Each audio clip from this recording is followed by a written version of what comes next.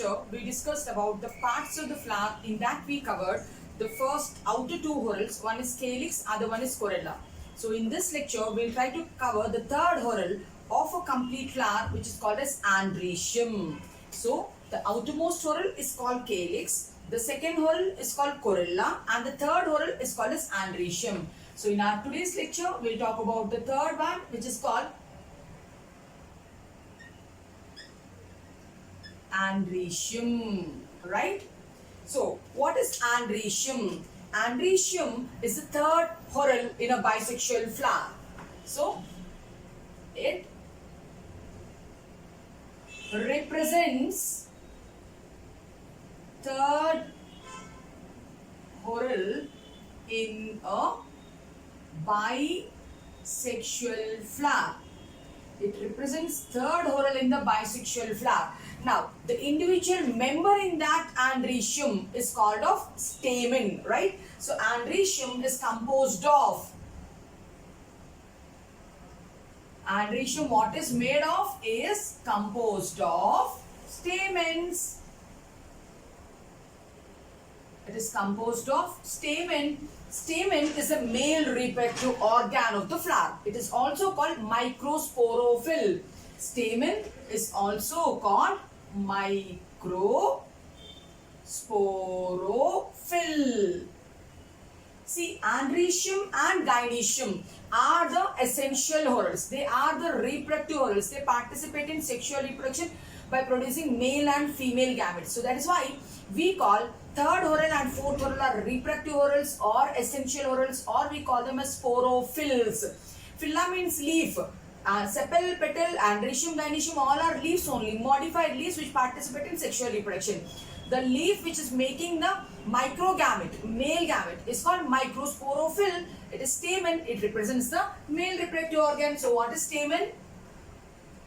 Stamen represents the male reproductive organ of the flower. It is the male reproductive organ of the flower. Now, what are the two parts of a stamen? If we see any flower and if we see the stamen, it has a long, slender stalk which is called as filament. This is a long, slender stalk which is called as filament. This end of the filament, the distal end of the filament is either, it's proximal. The proximal end of the filament is either attached to the thalamus. It's either attached to the thalamus. Sometimes it will be attached to the petal also, sepal also. So the proximal end, this is called the proximal end of the filament. The whole structure is called filament. Long, slender stalk is called filament. Okay. This filament's distal end is this end. It is called the distal end or it is called the terminal end. At the terminal end, it bears lobes which are called anther lobes. So, these are anther lobes. At the distal end, what the stamen is having? Anther. It can have one or two lobes. So, anther consists of two parts. So, stamen consists of two parts. What are the two parts? It has a long, slender stalk. What is that stalk called? It is called filament. And to the distal end of the filament, it has anther lobes. Now, anther is a fertile part and filament is a sterile part. Now, so the anther lobes, how many lobes are there? So the lobes can be two lobes or it can be one lobe. Here I draw two lobes. So two lobes if they are there, what is that condition called? If the anther is having only one lobe, what is that condition called? If it is having one lobe, what is that condition called? If it is having two lobes, what is this condition called? If it is having two lobes, we call it as dithecous. Two lobes condition is called dithecous condition. Then one lobe will be called as monothecous condition. So two lobes are dithecous. This is one lobe and this is the other lobe. Both the lobes are joined by connective. So if there are two lobes, we call it dithecous condition. So both the lobes are joined by, how are the lobes joined? Both the lobes are joined by connective. They are joined by connective, right? Connective tissue or sterile tissue which connects both the lobes together. Now one lobe is called monothecous condition. The bilobe condition is a common condition. Where do we find one lobe condition, monothecous condition? In Malvaceae members in a family called Malvaceae. Example for Malvaceae is hibiscus. Okay. Now two lobes is called dithecous condition. Each lobe, what does it contain? Each lobe contains two microsporangias. Each lobe contains two microsporangias. Microsporangias are also called pollen grains. Microsporangias are also called pollen sacs. So each lobe contains two microsporangias. Here is one lobe, means in this lobe we can show two microsporangias. So one and the second one. In another lobe also we can show third one and fourth one. So each lobe contains two microsporangias. So that means dithecous will have four microsporangias. So dithecous condition has how many microsporangias? Tetrasporangiate. Because it is having two lobes, each lobe has two, so 2 plus 2, 4. Whereas if we come to one anther lobe, this is one anther lobe. To this anther lobe, if you have to see how many microsporangias are there, each has only two. So that means this is one microsporangium and this is another microsporangium. So means monothecous is bisporangiate, dithecous is tetrasporangiate. The monothecous is bisporangiate and the dithecous is tetrasporangiate. Understood? So what are we discussing? We are discussing with the third whorl of the flower. What is it called? Andrecium. Andra means male, gyna means female. Andrecium, what is it? It represents the third whorl in a bisexual flower. The andrecium, what it is composed of? Stamens. Stamen is also called microsporophyll. Stamen is a male reproductive organ of a plant. How many parts the stamen has? Two parts. A slender long filament, and which is a sterile part, and the fertile part at the distal end of the filament, anther is attached to. Anther is a lobe-like structure. One lobe can be there, two lobes can be there. One lobe condition is called monothecous condition. Malvaceae is an example. Two lobe condition is called dithecous condition. Now in each lobe, there are two pollen sacs or microsporangias. Now but that's why dithecous will be tetrasporangiate and monothecous will be bisporangiate, right? Now if we see the next topic,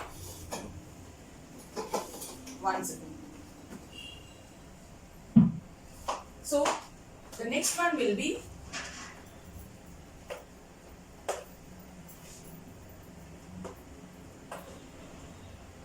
how are the lobes fixed to the filament?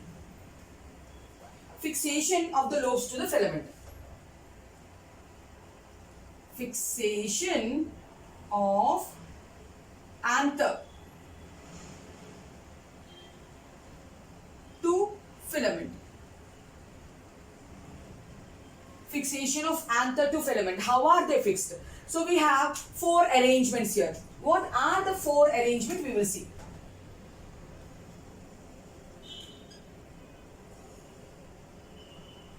The first one is called basically fixed.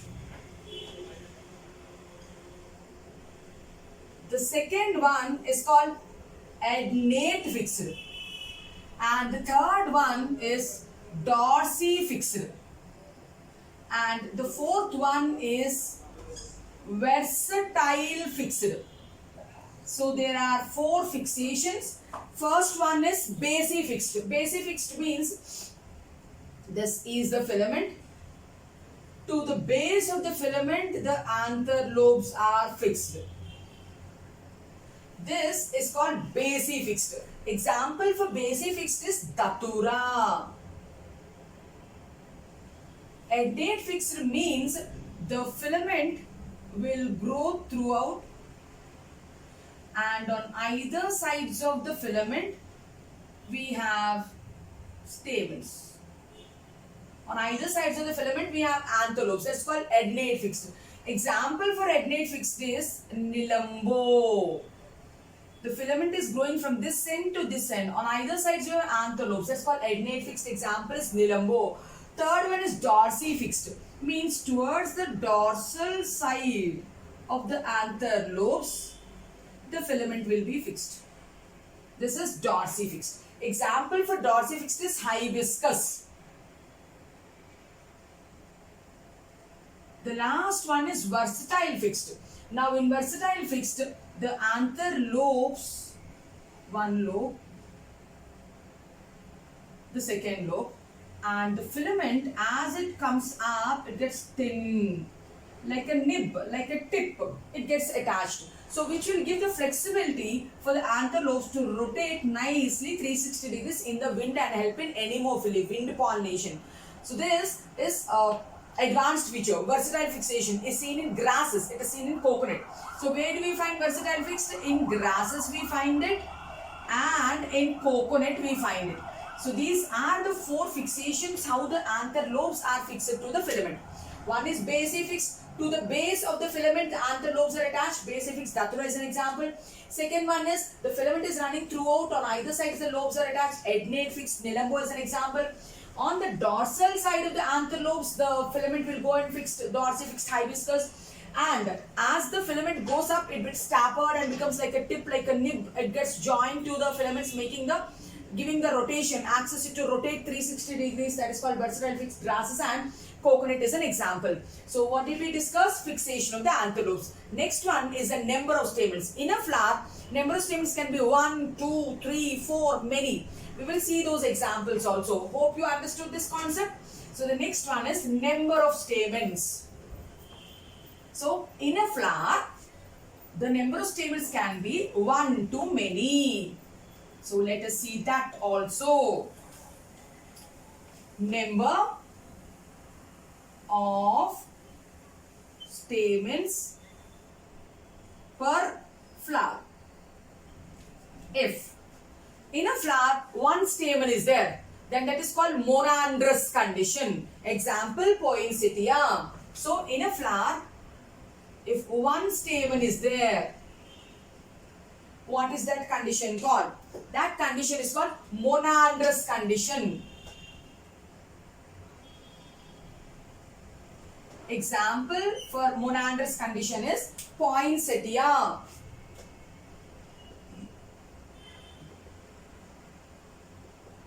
Poinsettia is an example. Now, if it is having 2 stamens, then it is called diandrous condition. Example for diandrous condition, if we have to see. A flower which is having 2 stamens, acanthaceae. Example for diandrous condition is Acanthaceae family. And if it is having 3 stamens, then what is it called? If it is having 4 stamens, we'll write it, then we will name it. 5 stamens, 6 stamens, 10 stamens, and last comes many stamens. If it is having 3 stamens, triandrous condition.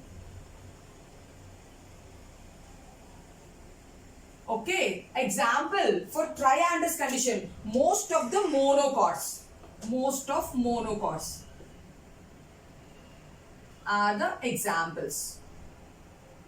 Now, 4 stamens is called tetraandrous condition. 5 stamens, pentaandrous condition. 6 children, hexandrous condition. 10 decandrous condition. Many stamens, polyandrous condition. Now if we have to list down the examples, 4 stamens, ocimum and salvia is an example. Tulsi, ocimum and salvia are the examples. 5. Solanaceae family is an example. Brinjal, chili, Solanaceae. Then 6. Brassicaceae is an example. Then 10. Fabaceae members are the examples. Now for 6, we can go with Brassicaceae also, we can go with Liliaceae also. You'll understand when we do those families. Many, now if you have seen hibiscus, you've seen rose, so they have so many stamens you can't count them. So many stamens means we'll go with hibiscus, one example, and the next one I took rose. Okay, so these are the conditions we are talking about, the number of stamens. First one, the fixation of the anther to the filament. Basifixed, adnate-fixed, dorsifixed, versatile-fixed. Number of stamens per flower. 1, 2, 3, 4, 5, 6, 10. Next one is the length of the stamens. In a flower, the length is variable, number is variable, fixation is variable. Now let's go to the length of the stamens. Understood? All this you can explore when you just pluck some flowers and open it and just watch. We can see the diversity and variations. So the next one is the length of the stamens.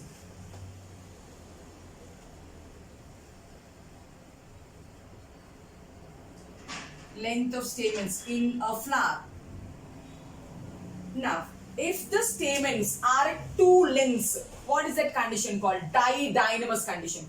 If they are 4 stamens are there, 2 at one length, 2 at one length. What is that condition called? It is didynamous condition.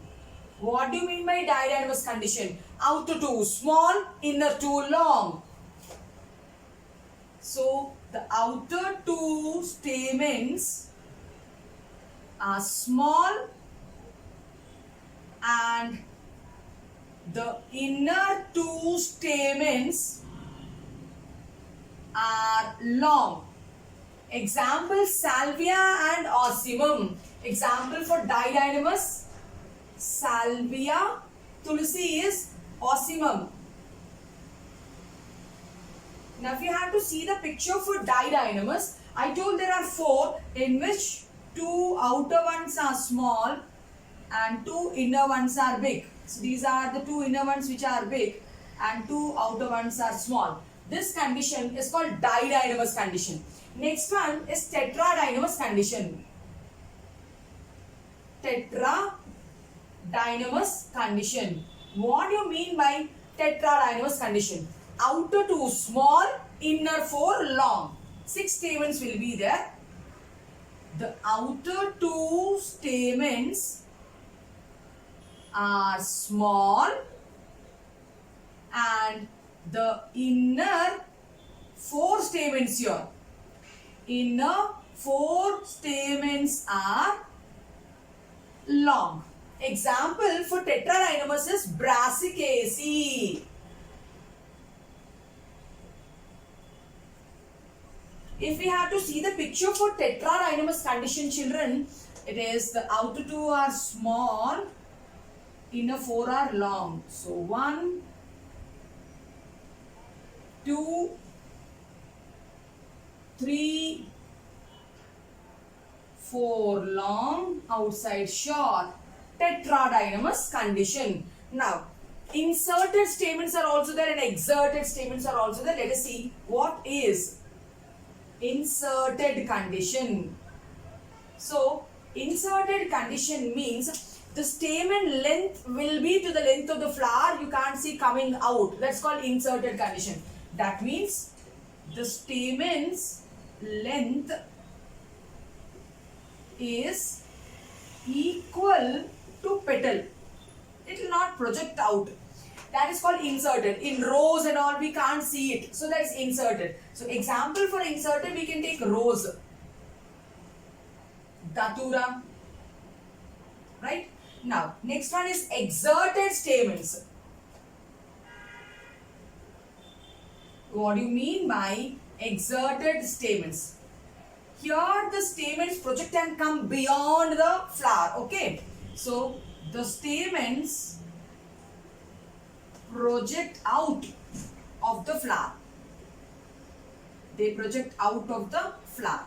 If we have to see the exerted stamens example, China rose is a beautiful example, right? Hibiscus. Now, in hibiscus flower, if we see,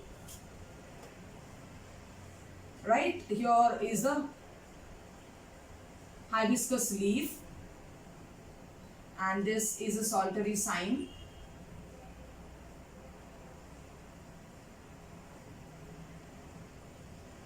This is the filaments which are fused to make monoidelphous condition, and all these are the stamens only. Where are the stamens? The stamens are projected out of the flower, and this is carpel. Fine, pentacarpal, right? So you can see it is coming out. So then it is called as exerted stamens. Inserted stamens means they'll be well within inside. Okay. So what did we discuss so far? We discussed what are the parts of the stamen, filament and antherlobe. Then we have seen the fixations. Then we have seen the number of stamens. Then we discussing about the length of the stamens, didynamous condition, tetradynamous condition. Inside is called inserted. Projecting outside is called exerted condition. Now let us see whether the stamens are united or the stamens are free. If the stamens are united, then what is that condition called? And if the stamens are separate, what is that condition called? If they are separate, then that is called polyandrous condition. And if they are united, synandrous condition.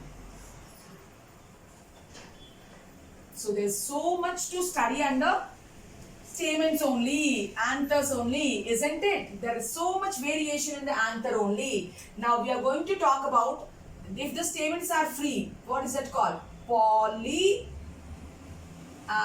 stamens. What do you mean by polyandrous stamens? The stamens are not fused, they are well separated from each other. The example for polyandrous, we can take the example of rose. Polyandrous means stamens are free. Stamens are free. Take the example of lotus. Take the example of rose. All these are polyandrous. Now, if the stamens are fused, then that is called synandrous condition. Now, how much union it is happening? Union of stamens. When we have to talk about the union of stamens, means when we are talking about the fusion is happening, are they fusing among themselves or are they fusing with the other members? Then we have two concepts called cohesion and adhesion. Now let us see what is meant by cohesion. Cohesion means fusing of one anther with the fusing of one stamen with the stamen of the same whorl. So cohesion means fusion among the same members of a whorl. Fusion among the same members of a whorl. Means if one stamen is fusing with one stamen, another stamen, that's called cohesion. Or if one gynoecium or one carpel is fusing with another carpel in the same whorl, that's also called cohesion. We are with andrecium here, means one stamen fusing with the other stamen is called cohesion. Now we know the stamen has two parts. It has a long filament and the anther lobes. Is it fusing at filament level, or is it fusing at anther lobes level, or it's fusing completely, Again, we have three variations here in cohesion itself. So children, we have three variations. So one type of cohesion, second type of cohesion, and the third type of cohesion. The first type of cohesion is called Adelphi.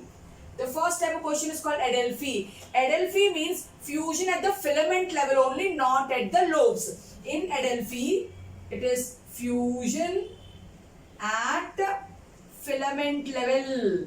Only filaments are free, but the anther lobes are free. Filaments are fused, but the anther lobes are free. Then that is called Adelphi. Again in Adelphi, all the filaments are fusing to make one bundle, two bundles, many bundles.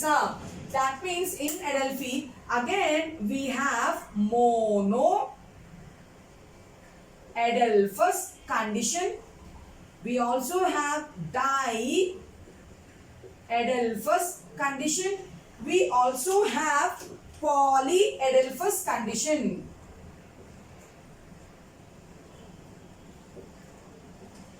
Monoadelphous condition means The stamens are fusing to make one bundle. So monoadelphous conditions mean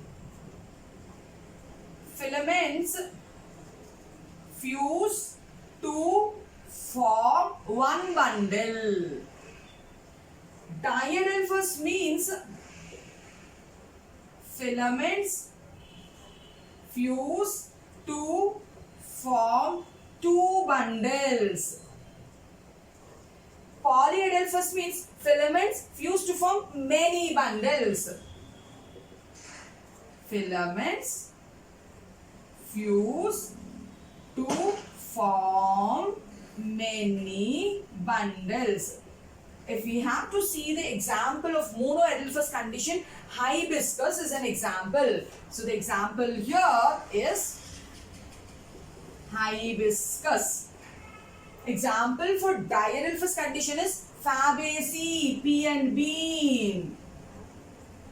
Example for polyadelphous condition is citrus is an example.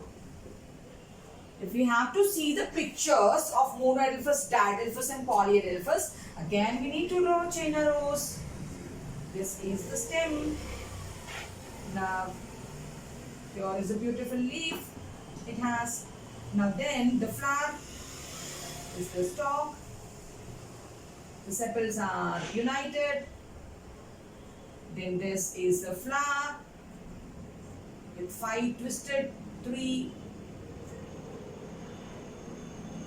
4 and 5.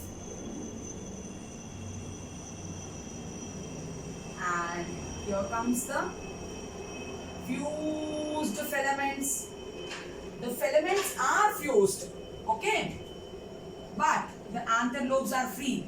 Pentacarpal 3, 4 and 5. The anther lobes are not fused. That's why it comes under Adelphi. So the anther lobes are separate. Here is one lobe, another lobe, another lobe, another lobe. So many will be there. Many. Okay. So this condition is an example of monoadelphous condition. For diadelphous condition, we have to see the example of Fabaceae. In Fabaceae, filaments are fused to make 9 plus 1 condition. 10 will be there. Okay, tetrad, or is that decanthus condition. So 1 is separate and 9 will be there. 1, 2, 3, 4, 5, 6, 7, 8 and 9. So 9 plus 1. So 1 is here, the other one is here, third one, fourth one, fifth one, 6, 7, 8 and 9. 9 plus 1 condition is called diadelphous condition. Again, fusion at filament only, anther lobes are free. Polyadelphous condition, we have to see the example of citrus. In citrus, so here the filaments are fused. The anther lobes are free. Again, one more bundle is there. Again, here also anther lobes are free. One more bundle is there. Again, here the anther lobes are free. One more bundle is there. So see, because it is polyadelphous, we need to draw many bundles. So I am drawing 5 bundles here. So the filaments are free. This condition is called polyadelphous condition. So we were with the union of stamens. If they are uniting, then among themselves, cohesion. Under that we have Adelphi. Adelphi means only the filaments are fusing to make one bundle, to make 2 bundles, to make many bundles. Now, the opposite is fusion at the anther lobes, whereas the filaments are free. What is that condition called? Fusion at the anther level is called syngenesious condition. What do you mean by syngenesious condition? Syngenesious condition means the filaments are free. Filaments are free. Lobes are fused. That's called syngenesious condition. Example for syngenesious condition is Tridac's. The disc florets of Tridac's is an example for syngenesious condition. If I have to show you the visualization, the picture of how the filaments are fused, but the filaments are free. One filament, children, is free. Second filament is also free. Third filament is also free. But the lobes are fused. See here. So these are the 2 lobes of this one. The 2 lobes of this one. 2 lobes on this one. All the 6 lobes are fused, but the filaments are free. What is this condition called? It is called syngenesious condition. Filaments are free and the lobes are fused. What is the third condition? Here, filaments are fused, lobes are free. Here, filaments are free, lobes are fused. You can predict the third one where completely the filament is also fused, the lobes is also fused. That's called Synandrous condition. The third condition is Synandrous condition. In Synandrous condition, we will tell complete ander is fusing. Filaments and lobes both are fusing. If the filament and lobes both are fusing, that's called Synandrous condition. Example for Synandrous condition is Cucurbita male flowers. Example is Cucurbita, which flowers? I'm telling it is a male flower. Is an example of Synandrous condition. Again, if we have to see the picture for Synandrous condition, so fuse all the filaments and make one bundle. See, all of them are fusing to make one bundle. And their filaments are also fusing. So here we go.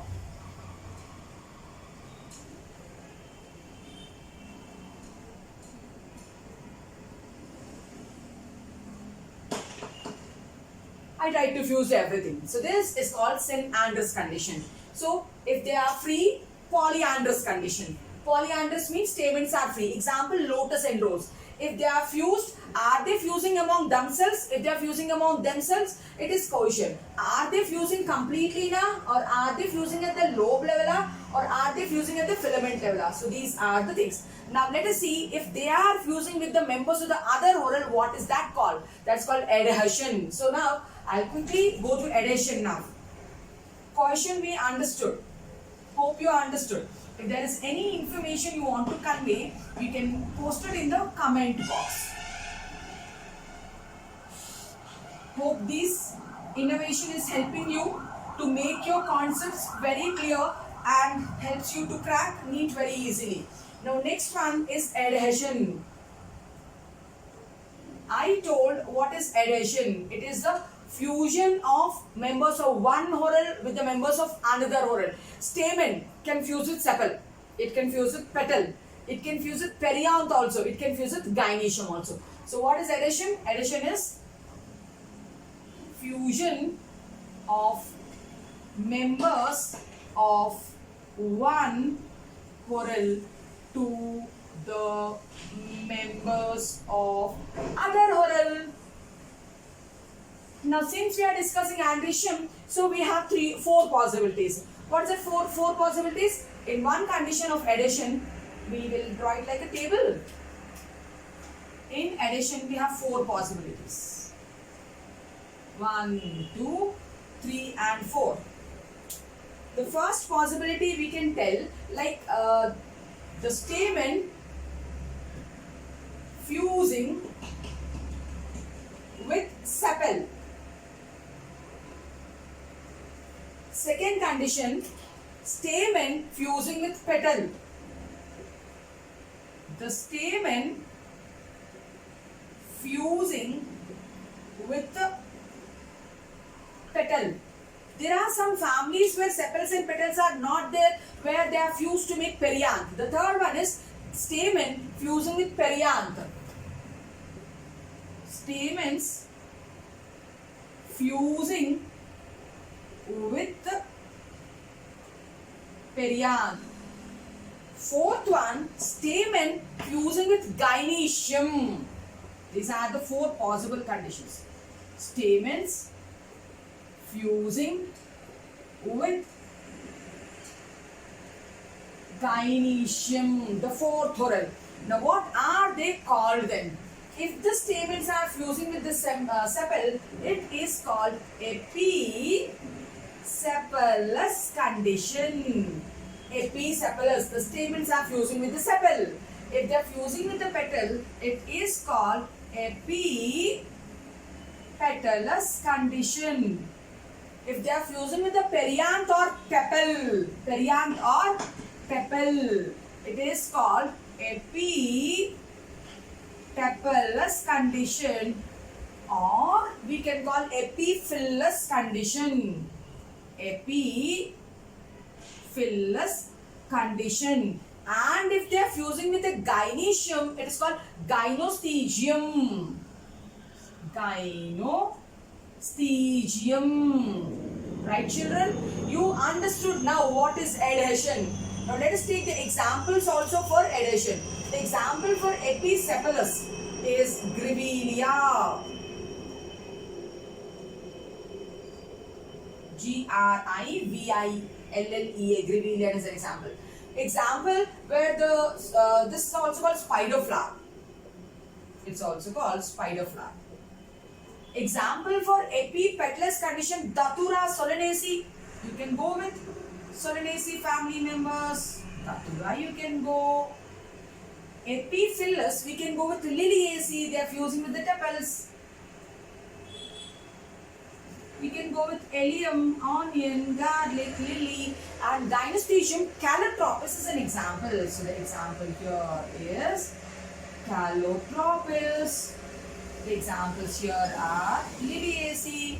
The examples here are Solanaceae. Now, what did we understand? So we have seen the union of stamens. Now, the next topic is dehiscence of the anthers. Okay. Next topic is the dehiscence of the anthers. So, we have to see the dehiscence also. Then we can end the topic. Now, what do you mean by dehiscence? Breakdown of the anther walls to release the pollen grains, isn't it? What is that called? That is called dehiscence.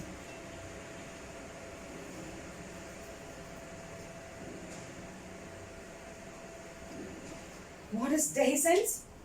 Dehiscence means breakdown of the anthers to discharge the pollens.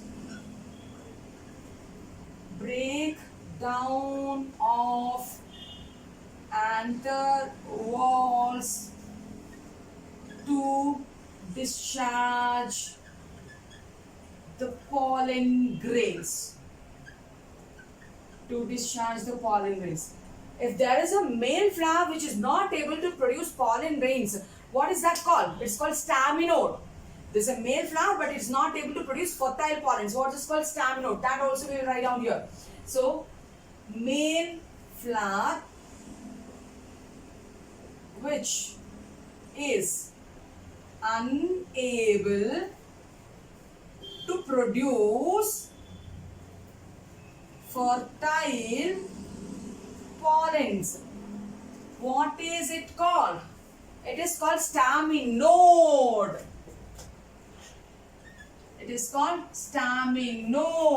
Example is cassia.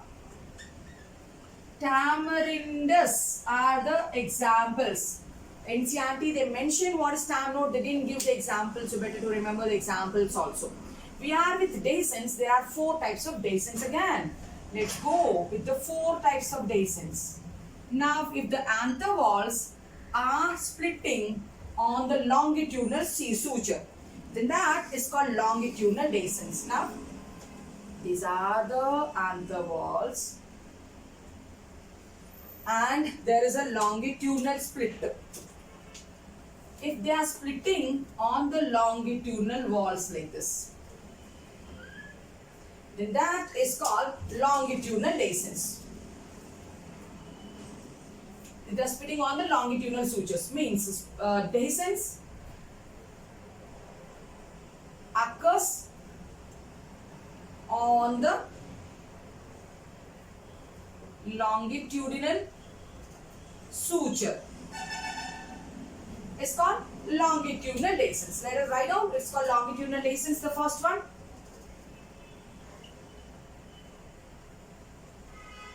This is a common type of dehiscence. It's common type. You can give any example. I am going with Datura. The second one is dehiscence on the transverse wall. It is called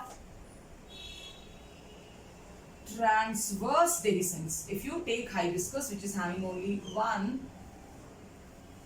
lobe, on the transverse wall, if it is undergoing dehiscence, so here horizontal split. If it is opening on the horizontal suture, horizontal. That's called transverse dehiscence. Okay, so means the dehiscence occurs. How is it occurring? Dehiscence occurs on the horizontal plane. Okay, example is hibiscus. The third type is porous dehiscence. Now the anthers will have a pores at the tip, and when the wind blows, the pollen grains blow out. When the wind blows, the pollen grains are released out. So this is called porous dehiscence. Okay. So for porous dehiscence, example if you have like cassia, pores on the apex of the valves. The fourth one is called as longitudinal, transverse, porous, and the fourth one is called valvular dehiscence. In valvular dehiscence, the anther lobes will open like doors, exposing, these are the doors which have opened up, exposing the pollen sacs, and the pollen grains will come outside. They are opening like trap doors. Okay, so that's called valvular. So valvular dehiscence means a wall opens, the anther wall opens like a door. The anther wall opens like a trap door. That is called valvular dehiscence. Example for valvular dehiscence is Casitia is an example. For valvular, Casitia is an example. For porous, cassia is an example. For transverse, hibiscus is an example. And for longitudinal, which is a common type of dehiscence, Datura is an example. All this is about the third oral androecium stamens, their members, their lengths, their fixations, their fusions, their cohesions, their adhesions, and their dehiscence. Now in the next lecture, we'll go with gynoecium and placentation. I think you are enjoying the lectures. If you like the content, like, share and subscribe to my channel. Thank you.